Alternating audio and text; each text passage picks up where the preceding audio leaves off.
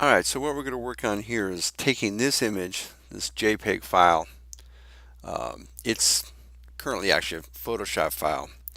I'm going to save it as a JPEG and bring it into my Maya file so I can use it as a reference. Okay, so this would be something you can do to help you draw the bones that we're doing in this initial setup here. So I'm going to say File, Save As, and what I'm looking for is my Maya file. Now it's going to be a little different. Yours should be coming from your hard drive. I'm doing mine off my hard drive on this laptop. So I'm looking for Maya and then the projects directory I have. And these are all projects that I have inside my projects directory. And the one I'm working on is called, I believe, Fall.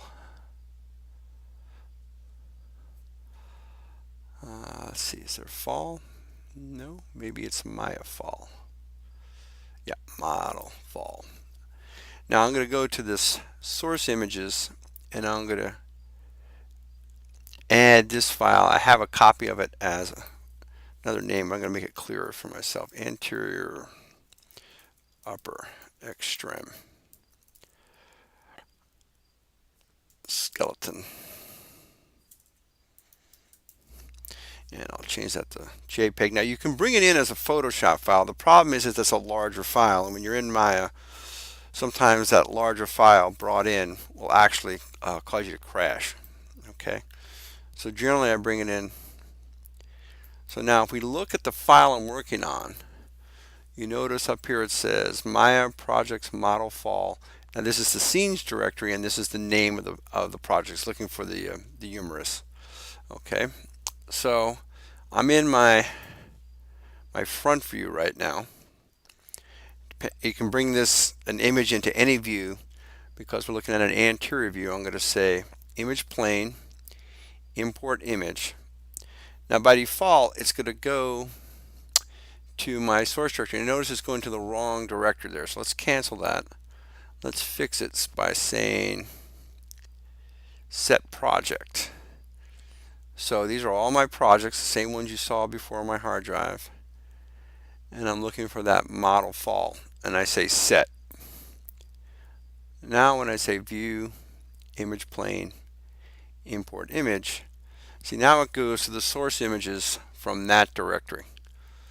So that's one of the reasons why you want to make sure when you work on a project you're always working with the right directory there. Okay, so there it is. I hit the W key. I'm going to move it out of the way. It's kind of small. So what I'm going to do is I'm going to bring it in position here somewhat and scale it. So I'm using the scale from the center. Now it's hard to see because it's in front of my plane.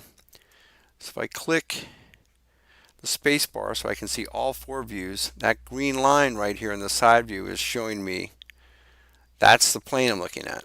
So I'm going to hit the W key and move it behind my model. Now when I go back to the front view, you can see the model and all the grid is in front of it. I can still move it around. So now I've made it too big. Scale it down. Move it a little bit. W for move. R for scale. And that's pretty close.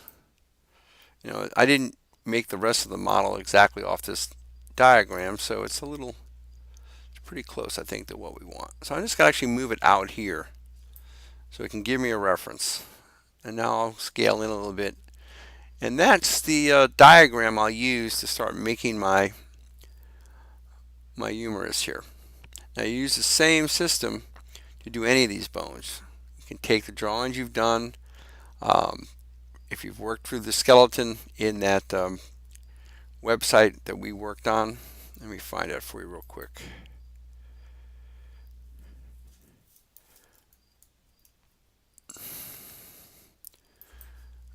So the home address, and I have this on your My Courses, the home address is grhfadcis.rit.edu, and then the last part of it is PLIGGH capital and index, and that will take you to this home page, and then you can go through any one of these regions of the body. In this case, I'm here in the arm, and you can step through just the skeleton portion of any one of these exercises and help yourself get a consistent proportional model to reference in Maya. So that's how you bring in an image plane.